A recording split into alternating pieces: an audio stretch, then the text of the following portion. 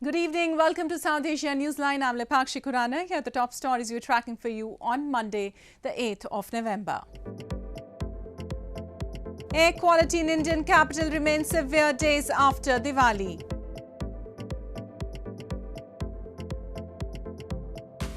MQM protest outside White House against Pakistani atrocities on Mohajirs. And Afghans worry about economic prospects as harsh winter awaits. Carpet traders faces uncertain future. And now for all the details. India's national capital and its neighbouring areas were blanketed by toxic air on Monday as pollution levels continue to remain in the severe category for a third consecutive day. Meanwhile, waterlogging following heavy rainfall hit normal life in Chennai city of India's southern Tamil Nadu state. Weather Department has issued an orange alert in 14 districts of Tamil Nadu as rains are expected to continue till Tuesday.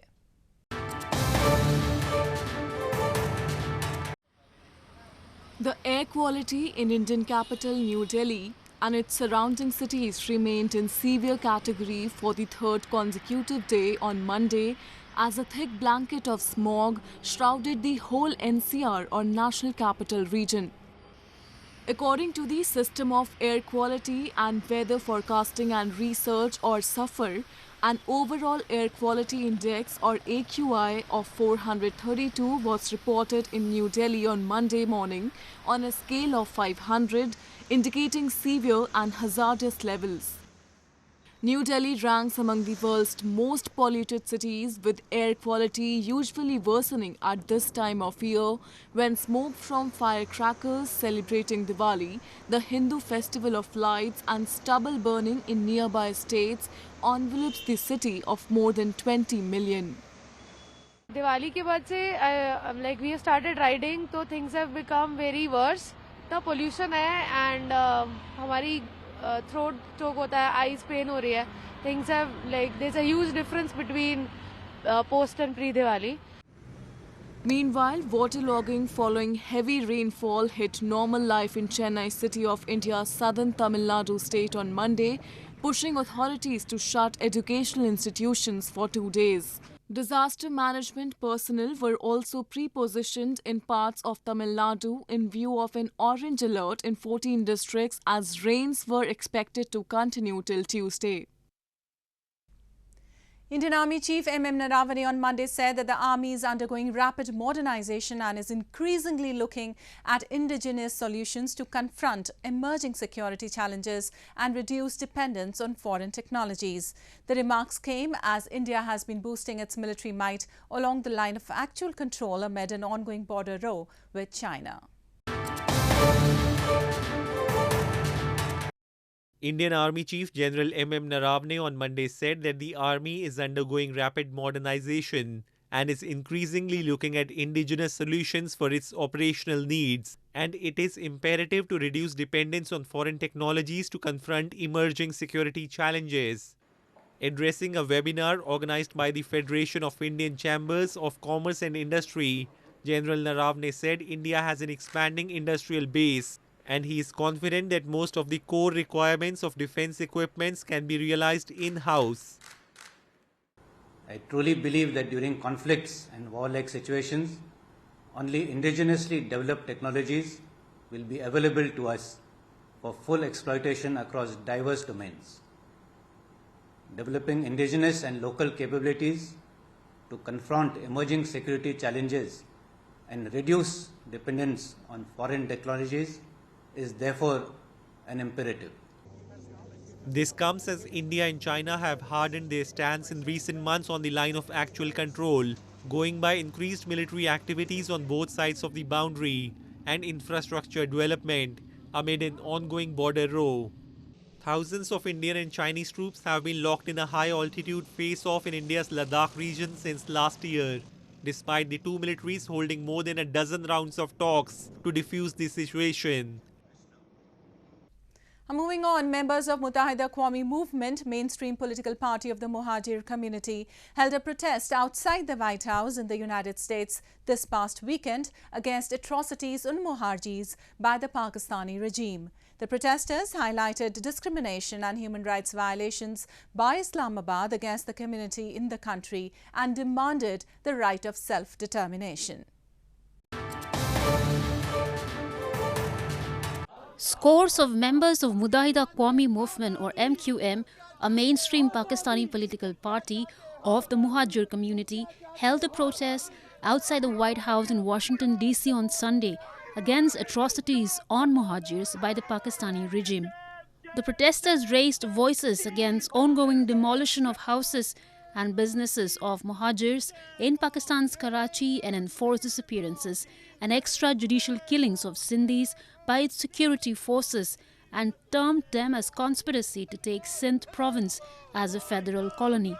The protesters, including children, demanded the right of self-determination under the UN charters and urged the US President Joe Biden-led administration to intervene. Sindh के ऊपर ढाए हुए occupied किया हुआ है पूरे सिंध को, उसके resources को। सिंध की कौम एक मुत्तहिद होकर सिंधी महाजिर अल्ताफ भाई की क़यादत में जाग चुके हैं और सिंध को आज़ाद करा कर रहे हैं। MQM blames it has been well over 70 years, but Mohajirs, a community of Urdu-speaking immigrants who left India during partition in 1947 and settled in Pakistan, have still not been accepted worthy of equal rights. And in news from Pakistan, the Pakistani government has lifted the ban on radical Islamist party Tehreek-e-Labbaik Pakistan or TLP following a deal to end violent anti-France protest over caricatures of Islam's prophet published in a French magazine. The ban was lifted in the larger national interest amid assurances the party would not indulge in violent activities in future, the government said. The Pakistan government has approved restoring far-right Tehreek-e-Labbaik Pakistan or TLP as a political party with the removal of the ban on the group on the recommendation of the Interior Ministry on Sunday. The lifting of the ban followed an agreement reached between TLP and Prime Minister Imran Khan's government to end the group's protests, demanding expulsion of French ambassador over caricatures of Islam's prophet published in a French magazine. The deal was reached after 2 weeks of violent clashes in Punjab province, in which at least 4 police personnel were killed. The TLP was declared as a proscribed organization in April after similar anti-France protests which had turned violent, and its leader Saad Hussain Rizvi has been in detention since then. The government defended its decision to remove the ban and said it was in the larger national interest amid assurances the party would not indulge in violent activities in future. As part of the deal, now the group would be free to take part in all sorts of political activities. In the latest, on Monday, lawmakers from the government and the opposition were being taken into confidence over the deal with TLP in a meeting of the Parliamentary Committee on National Security, reports suggested. And in news from Afghanistan, local businesses in Afghanistan continue to suffer due to the economic uncertainty following the Taliban takeover. Afghans working in the country's renowned carpet trade say they fear for their future as their sales have declined and it has become difficult to export to international markets. Afghan carpet sellers say their sales have declined since the arrival of the Taliban in the capital Kabul and that it has become difficult to export to international markets. With international relations, including trade, at a standstill and uncertainties in transport, business sales have been hit as a lot of the carpets are sold to international markets, they said.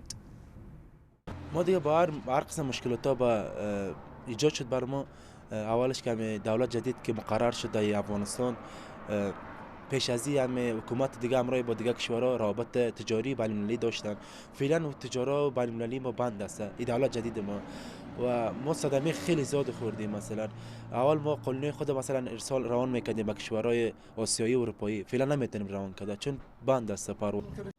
Kabul residents are also worried about economic prospects as harsh winter approaches. Many Afghans are selling possessions to buy food, with the Taliban unable to pay wages to civil servants, and urban communities are facing food insecurity on levels similar to rural areas for the first time. But some on the street said that Afghans needed to work harder to overcome the current difficulties.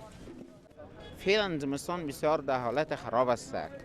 مردم حتی پیسه کیلو گاز خود نداره، پیسه زغال ندارن، پیسه چوب ندارن. مردم بسیار زیاد سرشان سختی پیشروی دارند. Billions of dollars in international aid have also dried up since the Taliban took the Kabul, and the international community works out how to interact with the hardline Islamist movement. Billions more in foreign currency reserves are locked up in vaults in the West. Indian President Ramnath Kovind on Monday presented prestigious Padma Awards at the Presidential Palace, Rashtrapati Bhavan in capital New Delhi. Olympian PV Sindhu, actor Kangana Ranaut, filmmaker Karan Johar, women's hockey team captain Rani Rampal were among those honoured with coveted Padma Awards. Former federal ministers Arun Jaitley, Sushma Swaraj and singer S.P. Balasubramaniam were also conferred with the award posthumously. Other prominent names who have been honoured with the prestigious civilian awards include Hindustani classical exponent Pandit Chanunal Mishra, former head scientist at Indian Council of Medical Research Dr. Raman Gangakhetkar, Air Marshal Dr. Padma Bandhopadhyay, among others. Bandhopadhyay was the first woman to be promoted to the level of Air Marshal in the Indian Air Force. In total, 119 Padma Awards were presented by President Kovind this year. The Padma Awards, the fourth highest civilian award in India, are conferred in three categories, namely Padma Vibhushan, Padma Bhushan and Padma Shri. These awards are given for disciplines or fields of activities such as art, social work, public affairs, science and engineering, trade and industry, medicine, literature and education, sports and civil service. Thousands of devotees across India converged at the banks of rivers and water bodies on Monday to offer prayers on the first day of 4-day-long Chhath festival. People visit river banks during the festival to pay obeisance to the sun god both at sunrise and sunset. As per the Hindu tradition, devotees worship the sun god and his wife Usha to express gratitude and seek their blessings. Hundreds of devotees gathered at the banks of river Ganges in Patna city of India's Bihar state to take a holy dip, offer prayers and perform rituals on the first day of the 4-day-long Hindu festival Chhath. Chhath Puja is celebrated days after Diwali, the Hindu festival of lights, and holds significance for married women who observe fast and stand in waist-deep water and present religious offerings to the sun god Surya on the first day. In Hindu religion, the sun is believed to be the healer of many health conditions and nurturer of life on earth. There was a lot of excitement and happiness among the devotees as the river banks finally opened after a decline in COVID-19 cases.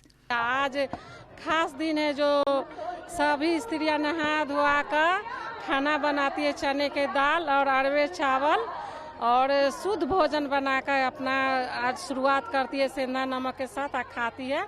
आज से पर्व start है 4 दिन के लिए। Similar scenes played out in several North Indian states. However, in capital New Delhi, devotees took a dip in river Yamuna that had a thick layer of toxic foam following the discharge of industrial pollutants into the river. Local residents expressed their disappointment with the quality of water in the river. पानी तो बहुत गंदा है, क्या करें, नाचार में नहाना पड़ता है। छठ पर्व करती हूँ हम लोग बांका में घर हुआ मेरा, तो हम लोग वहाँ सुल्तानगंज में नहाने जाती थी, वहाँ का बहुत अच्छा पानी है। तो क्या करें, परिवार यहाँ रहता है तो आना पड़ा, इसीलिए अब की बार यहीं छठ करना पड़ेगा। Chhath is considered as one of the most significant and auspicious festivals of eastern Bihar state and in parts of the neighbouring northern Uttar Pradesh state. It is also popular in metropolitan, where there are a large number of people from Bihar and Uttar Pradesh. The festival will conclude on November 11 with Usha Arghya, the day when devotees break their 36-hour-long Nirjala or water fast after offerings to the rising sun. Well, that's all we have for you from South Asia this evening. Now our viewers can watch the show on SouthAsiaNewsline.com. You can also visit us on Facebook.com/SAsiaNewsline and follow us on Twitter @SAsiaNewsline. That's all in tonight's edition. We'll see you same time tomorrow. Good night.